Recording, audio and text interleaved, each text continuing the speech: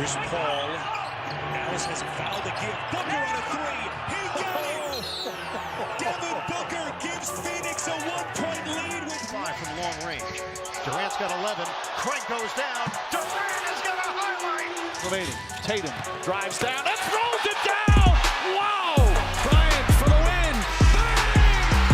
Kobe Bryant has hit a shot at the buzzer! All right, we are back. This is going to be our last in-person segment before we go back home for Christmas. So we have quite a bit to talk about, and as usual, holidays, not just Christmas. The holidays. Holidays. We like to include all the holidays. We're inclusive here. We're inclusive here. Yes, we have including all the holidays. So yeah, we're gonna be going to Zoom segments for the next, starting from next week to probably the second to last week of July, and then we'll go back to the in-person segments once we get back to college. So yeah, expect Zoom segments. Expect more. More stuff on the podcast because we'll have more time to work on it. Maybe some changes, we don't know. But yeah, I think winter is going to be a great time to do the podcast, especially on Zoom. We have time to work on it. Mm-hmm. So, first segment, I think you want to start with that. Yeah, sure. I mean, we always do a little bit of a news segment, so we're going to keep this one pretty short. Right now, it's really just talking about all these COVID outbreaks with these teams right now. Mm-hmm. So we got the Chicago Bulls are absolutely riddled with it. They got DeMar, Kobe White, Matt Thomas, Javonte Green, and Derrick Jones Jr. all out on COVID protocols right now. So basically what I kind of wanted to talk about, or I guess I'll run through all the teams and then we can talk really quick about what it means for each team. Sure. So Charlotte Hornets, also LaMelo is out. I know no, never mind. Sorry. The Grizzlies. I was going to talk about the Grizzlies. So John Morant had his knee injury, but he's out with COVID protocols again. Dylan Brooks was out yesterday with COVID protocols, but they said that it was a false positive, so he's back.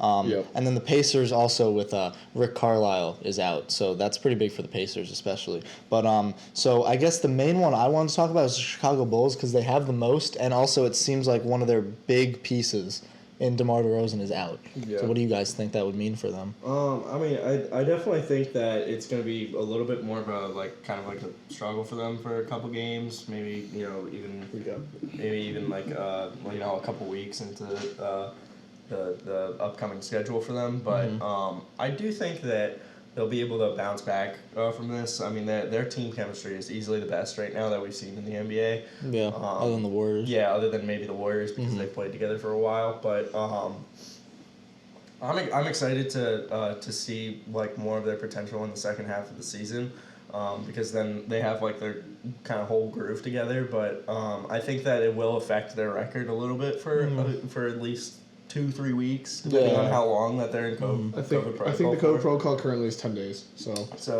probably around 2 weeks that they're going to be struggling a little bit from games. But I have full faith that Zach LaVine and players like Vucevic will be able to, and Lonzo will be able to hold down the fort. Yeah, I think for me, at least the biggest thing, how I know you just said that's going to mess up their schedule a little bit, their record. I think seeding is probably going to be one of the biggest things that this comes down to. If they're missing, or depending on how many games DeMar DeRozan is missing. Yeah. And, I mean, of course, if they can win without him, then obviously that's a different story. But if they're not able to win without DeMar, do you think their seed is going to kind of get a little bit messed up with the East? I mean, it's not going to be too many games. And let's just say right now, they are the second seed with 17-9. Mm-hmm. So even if they lose quite a few games, and assuming that other teams are moving up, they'll probably drop to 7 at most, I'd say. I don't think they're going to drop any lower. You think they would drop to the 7th seed? I said at most. If they lose every single game and every other team is winning most of their games. I was going to say maybe they move down to 4. 4, yeah. Anything. Realistically, they even be able to bounce back. Yeah, realistically 4 or 5, I'd say. Mm-hmm. Yeah, I mean, for me, I'm not really concerned with it as much. Seeding's kind of null right now until towards the end of the second half of the season. Mm-hmm. But I mean, they'll probably drop a couple seeds right now. I mean, they'll probably go down to 3, 4, 5, around that range. Yeah. I fully expect them losing a couple games within this little stretch that they have of their players being out. But I don't see it lasting that long, and because of when they come back, that they'll be fine. Yeah, So. it shouldn't be too big for them. But I mean, the other, just to say about, I want to move on to the other guys. Well, if that's exactly what I was about to Oh yeah.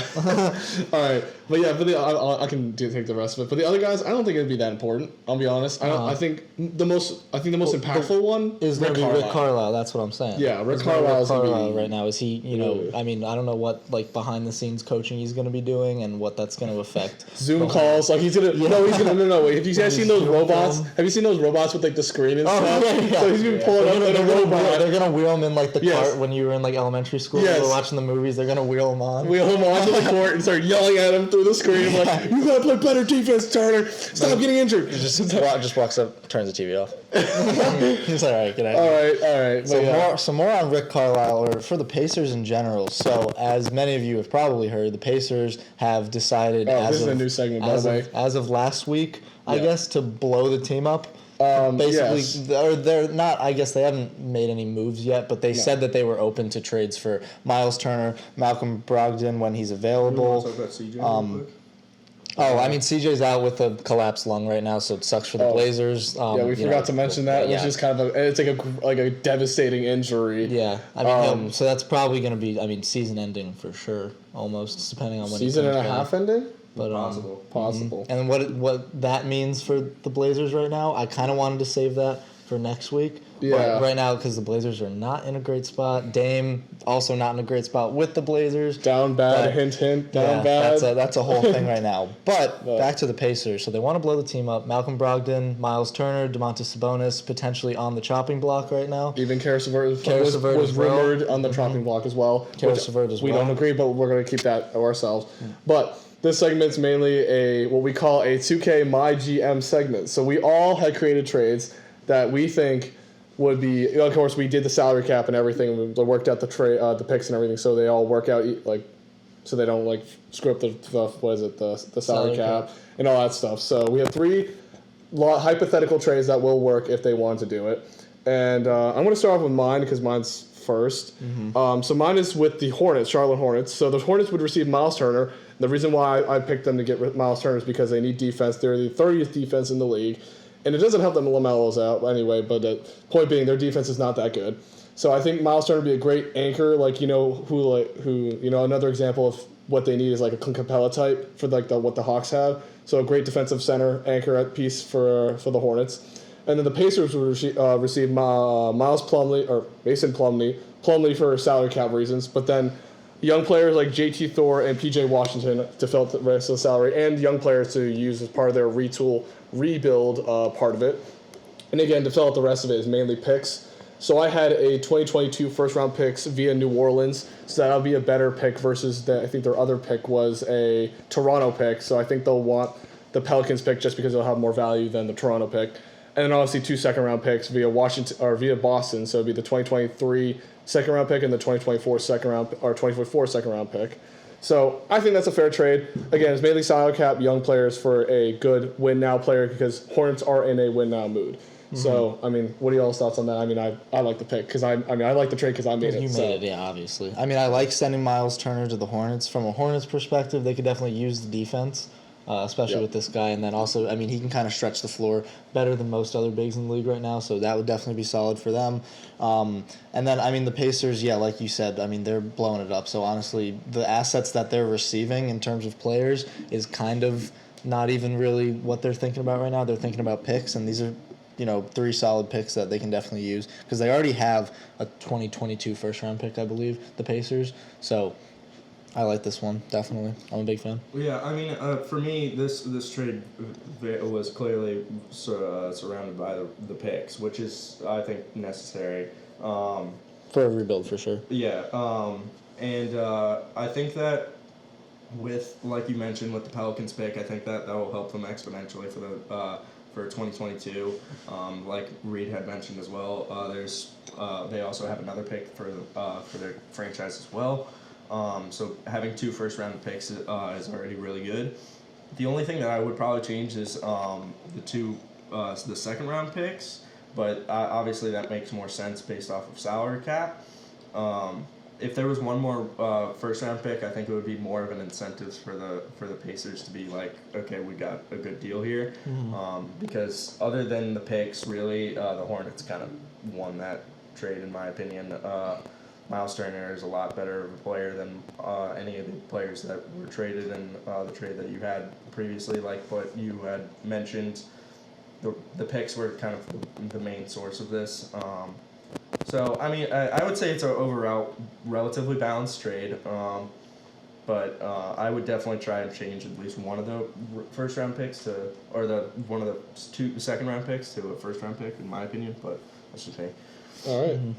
All right, the next one is a Trailblazers trade, which is Reed. Reed actually made it, so if you want to describe your trade. So this is my trade. So Pacers are receiving Yusuf Nurkic and Larry Nance Jr. And a 2023 and a 2025 first-round pick. And then they're sending over to the Trailblazers Justin Holiday, O'Shea Brissett, who honestly, I'm not going to lie, I don't even know who that is, and Domantas Sabonis. So the trade is focused around Sabonis, obviously, because he's obviously one of the biggest players that's going to be moving for the Pacers. I took a little bit of a different approach with this one than Mokes did for his. I wanted the Pacers to get more first-round picks. I think that they're just more valuable for the rebuild. That's what I wanted them to get. So I got them a 2023 and a 2025 pick. I think that, and they have a 2022 pick, like I just mentioned. So I think that that's going to be really good for a rebuild right there. And they definitely have a few other second-round picks laying around that we probably don't know about. And then the reason why I sent Justin Holiday and O'Shea Brissett over is literally just to fill cap space. That was pretty much the only reason. My only thing that I don't like about this trade is the fact that Yusuf Nurkic and Larry Nance are both pretty much,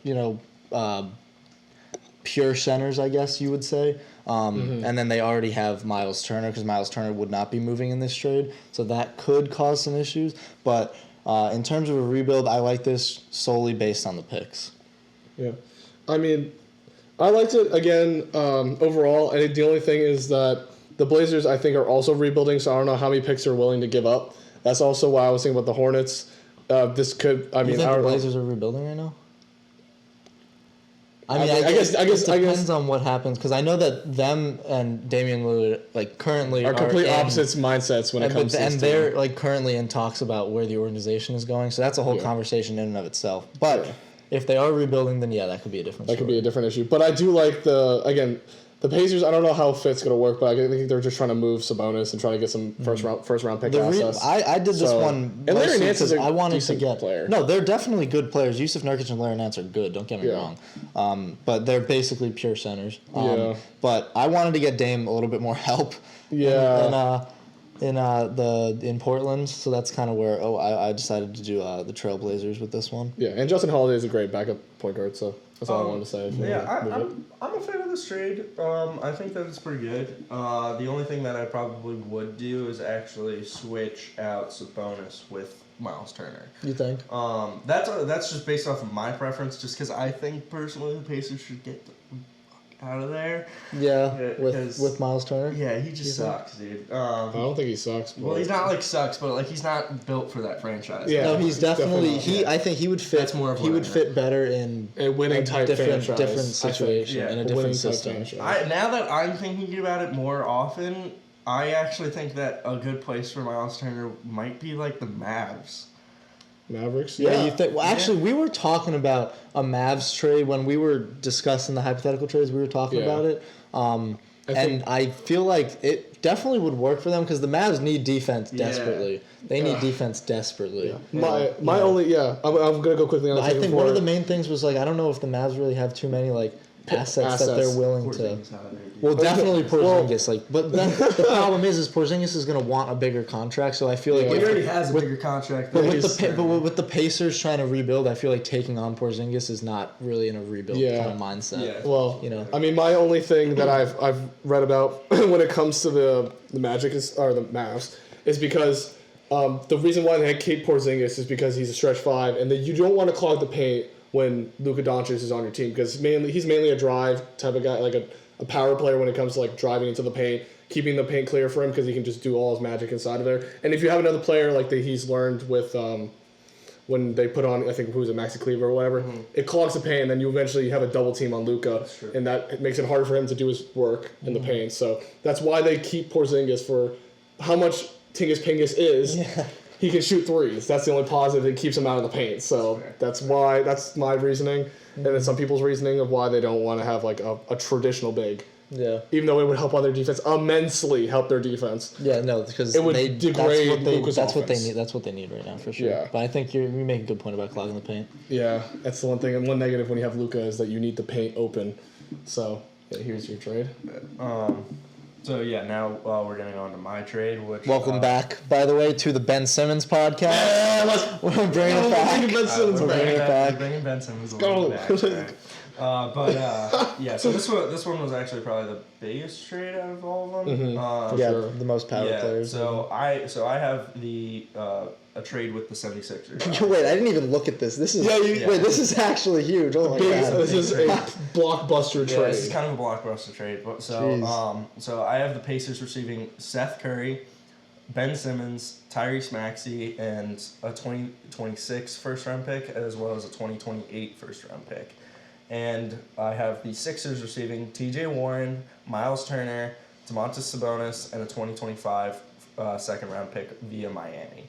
Now, I think that this trade works well only because of Ben Simmons. Here's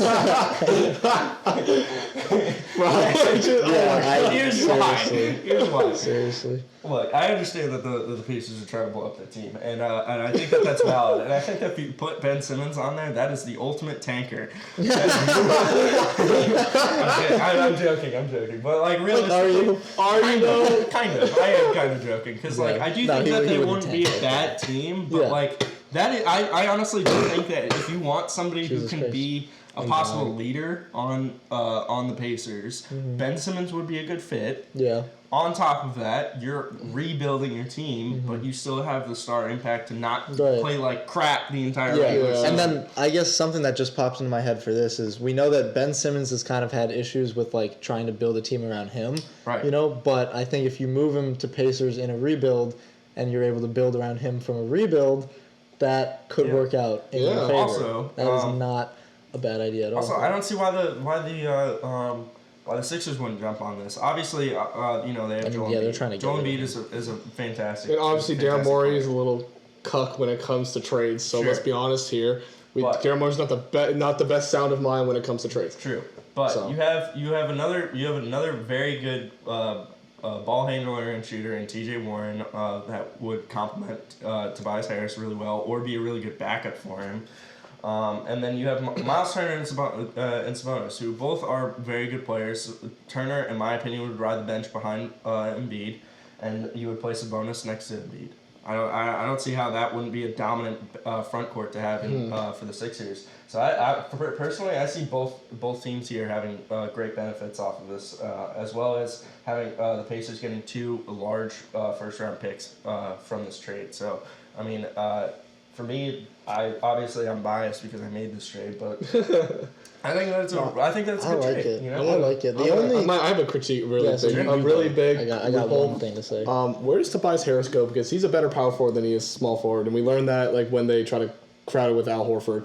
They don't have Steph anymore. They don't have a starting point. They don't have Steph. Yeah. So what I was thinking is that to modify this trade, because I like this concept. Trade out Miles Turner for Malcolm Brogdon when it comes to the time that his signed contract no player thing ends. I think Brogdon's a better fit for the Pacers for the Sixers over. Then imagine if they kept Seth Curry because they lose value from keeping Miles Turner.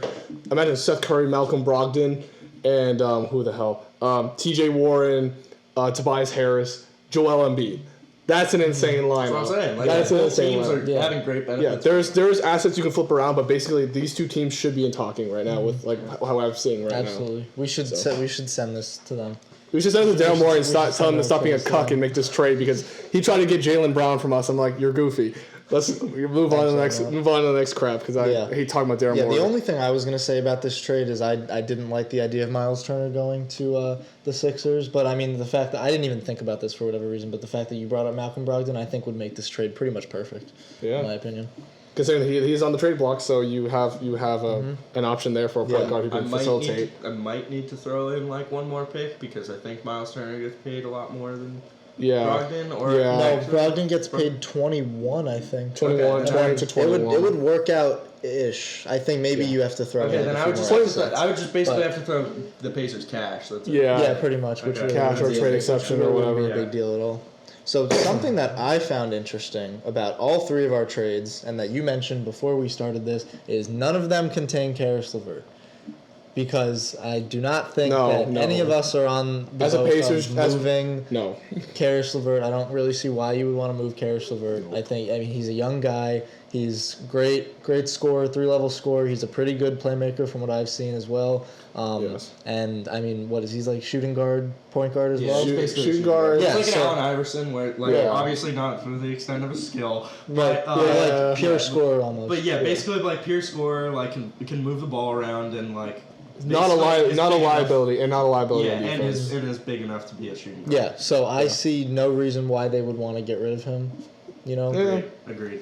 Yeah, so that's. I mean, we are in the role as a Pacers GM, and I think that all Pacer GMs agree we don't want to get rid Yeah, I of would want to Karis keep LeVert. Karis LeVert LeVert. is almost a Especially, necessity for especially if you bring in, like, I mean, any of these trades that we just brought up, like if you bring in Ben Simmons to the Pacers, I think him, Karis LeVert, Malcolm Brogdon would. I Could do guess something. Malcolm Brogdon was. We'll hypothetical also, say for sake of but- argument that Turner stays on the team. Brogdon's in that trade. Yeah, for the Sixers trade. All right, so yeah, we'll go off the Sixers trade because honestly, I think that this one is the most airtight out of the three that we've made. Most blockbuster one, of personally. course. Yeah, definitely. I don't but know if it's realistic, but I think it's the most. I don't know. I think blockbuster this trade one's. that could I be- think this one, could turn at up the least league. in my head, is pretty airtight.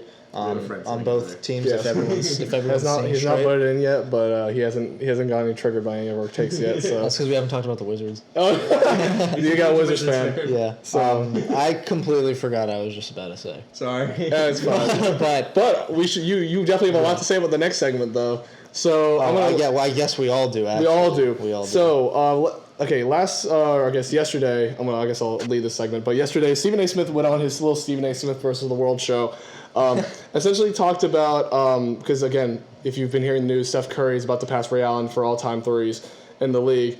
So He's only now 10 away. he's 10 away currently. I like Ray Allen. Me too. I'm a Celtics fan. I love Ray Allen. So yeah, that's fair enough. But he brought up an interesting question to ponder. Has Steph Curry taken over LeBron as this generation's NBA icon? Now, So he also. before- I'm gonna say a couple more things about what he Alright, said. alright. Okay, he also brought some Right. accolades. You know, like he won NBA That's all I Finals was and gonna talk about. yada yada. And again, I'm gonna do the age stuff before I pass it on to you. But think about it. Steph Curry is 33. LeBron's 36. That's all I want to throw out there before we. There's a little bit of context about their Okay, age range. So we're talking about this is, in my opinion, this is how like the question is worded. So has Steph Curry taken over LeBron James as this generation's basketball or NBA icon? Icon. Yeah. Not the best player, not who's the better player. This is about icons. So when you close your eyes and you think NBA basketball, who comes into your head first? Now, it depends Yes. a lot. It depends on a whole lot of things. But to me, I feel like this conversation should not include accolades and stats as much as if you were talking about who's the better player. Hell no, baby. No, but I agree. I agree because again, we're talking about like I guess image and picture over like raw basketball talent or raw basketball like numbers or whatever. Yeah. So you have Yeah, that I to think consider. this is more about who is better for, not even better. I think this is about who is the more recognizable name and Yes. who is kind of gonna be like if you had to take it. I guess no, because I was gonna say in a few years who would be the face of the NBA, but LeBron's probably gonna retire in a few years anyway. Yeah. Yeah. And still be the face somehow when he retires. Yeah, Anyway. seriously, he's not going anywhere. Yeah, I mean, like me and Reed were kind of discussing this before we started recording. That, you know, I think that LeBron will be up until the day that he retires be the NBA icon. However, I do think that Steph Curry is the icon for the three-point shot and the new type of play for the NBA. So, I mean, you can spin that in any way that you want. You could even say that technically would classify as an NBA icon, but not more than LeBron. I don't think. I mean, LeBron, all he's done throughout his career has, in my opinion, overshadowed Steph Curry's. Like, even before that, before when Steph Curry had won his titles and stuff and he was gaining popularity, no one knew about him until he really started winning those titles. I mean, he, like, We Believe Warriors team, which was before him, and then ultimately he got drafted to, if any of the old fans remember him playing with Monte Ellis, and he had a role behind Monte Ellis. Monte Ellis was the centerpiece of that team. Yep. And then eventually it became Curry's turn. Wait, who's on that Monte Ellis team? Wasn't there like a big time center on that team during that time? Probably was, but I can't remember. Jason Richardson was also on Jason that team. Richardson. Well, that's another guard. Yeah. Yeah, but I forgot. I do remember that Warriors team. There was a couple guys on that team. It was a really good team, but I really do believe that the Oh, that's who it was. Sorry. NBA legend Andrew Bogut. That's what I was thinking of. NBA legend. I love that man. I got to watch him, and again with the Curry and everything. Bogut was great. He was just a great center and just an icon in general. No, but I agree with you in the sense of that 3-point modern day icon, which you can spin as the NBA icon. But again, when you picture the NBA and think about like what player comes to mind, you close your eyes. Everyone thinks LeBron. Personally, when I grew up in my time, it's more of Kobe. I think you and I agree that since we grew up with Kobe, I think we more think of Kobe than LeBron. I mean, I hate Kobe, so what? I mean, okay, well, let me just spat some fire out here. Well, let me explain myself. Obviously, rest in peace to go. Yes. But I hated Kobe growing up. He was a villain in my eyes. Yeah. So like obviously for me, he was one of those top dogs that I was always like, I hate you, but I have so much respect for you. Mm-hmm. But for me personally, obviously I was sitting on my dad's lap watching games as a baby. So like he would just make me put on Celtics games and I would watch that stuff. But so for me personally, it was Jordan, because I actually was able to slightly not remember fully of it, but I could witness him playing on the Wizards. So. That tenure. Also, you hate the guy who's now our logo / in our intro now. Sure, but I'm glad you explained yourself immediately though, because I have a feeling that if someone's gonna say you're gonna say I hate Kobe, immediately just soundbite, just soundbite. Look, shut us off. My dad was a huge Celtics fan. I had to grow up with it. I became a Suns fan over time. Just it worked itself out, but but I do have that strong hatred towards Kobe as a player. He was frustrating to watch because he would always just beat all the teams that I like. So why would you want to dislike him? Fair enough. Yeah, I think for me at least, so I only really got into basketball like in the past few years. Sure. Because I only really got into it because I lived right down the hall from you our freshman year. Yeah. So I mean, for me at least, I haven't really seen a whole lot, but I still feel like it's always been LeBron. Yeah.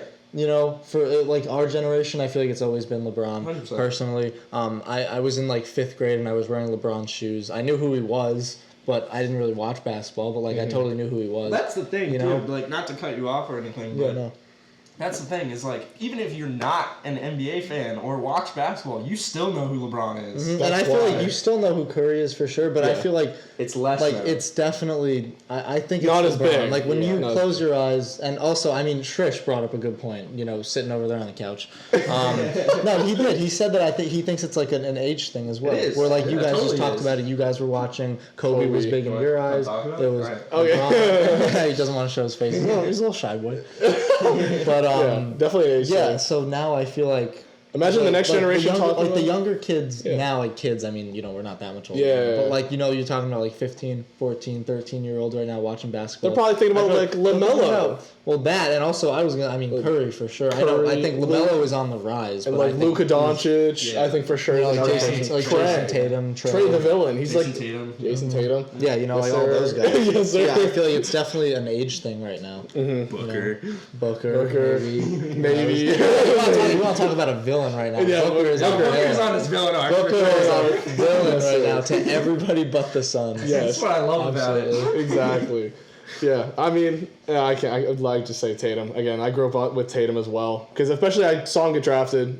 So I'm going to say my next guy next to Kobe is Tatum because I saw him right when he got drafted after we blew up the damn KG, Paul Pierce era. Mm-hmm. So rip that Celtics team because that was, I think, my favorite all-time team to watch. Just because of how they were. Bird was pretty good. Okay, Bird was good, but I think we were alive. Yeah. I was alive for the super team because That was before our time. no Warriors, hell no. Cavs, hell no. Miami Heat, hell no. So I'm just like, the Celtics 08 team will always be in my heart. So Fair. yeah. Anyway, do you guys have any other things? Because we pretty much just shat on Stephen A's take. Because I think Stephen A. I didn't mention it, but Stephen A. I think he was leaning towards that Steph Curry was the NBA icon. And I think a big thing of what Stephen A. Smith was trying to argue for is what we brought up originally was that Steph Curry is the face. He brought up the stats, which I don't agree with. I don't think this is a stats conversation. Yeah. But he's saying that, like, Steph Curry is the face of the new, and James was talking about it as well, how Steph Curry is the new face of the new NBA and what we're playing now. Because, way back, even, like, when LeBron was playing in the early 2000s, like, people were not chucking up, like, 30-footers, without hesitation. Yeah. Like, that just wasn't happening. And now it is. So I feel like that's definitely a big part of kind of like why people would see Steph as more of an icon as opposed to LeBron. Last thing to add, just like real quick, just because I took note of it the other day. I saw it on social media somewhere. I forget which app, but I saw that there was an interview with Damian Lillard, and I would say personally that Dame has contributed into that kind of new generational Absolutely. shooting type. Absolutely. So I wanted to just throw that out there. That Dame, I think, is also with Curry, not maybe on par, but he's involved For with that. Yeah, for recognizability, recognition. Yeah, Recognition. definitely a better word. There you go. Recognizability. That's not a word. Yeah. So, we pretty much just crapped on Stephen A. Anyway, his hairline's still receding to this day. So, that's all I want to say. Again, we'll see. We'll see again because we don't know. Again, we're not in that age group anymore, like the young age group who's trying to find the new influence or that next star. So we're in that older generation, old head mentality. Old head mentality. Old head mentality, I guess. So yeah, we will see who the next icon will be. Hopefully, it'll be someone we actually enjoy watching, not some BS Ben Simmons or something like that.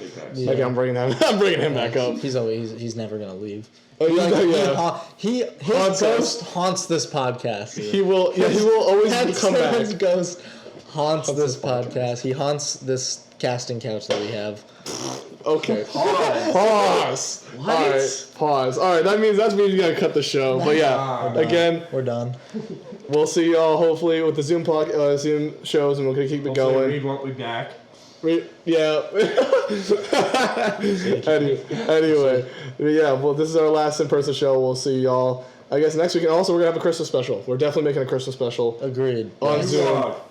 Yes, the U-Log episode. We'll call it the U-Log episode. U-Log episode. So yeah, I'm a big fan of a U-Log episode. Look out for that. And again, if you're on YouTube, subscribe. If you're on Spotify or on Apple Podcasts, subscribe and leave a 5-star review on Apple Podcasts. Google Podcasts, I have no idea what's on there. So just, I guess, subscribe. So yeah, we'll see y'all next week.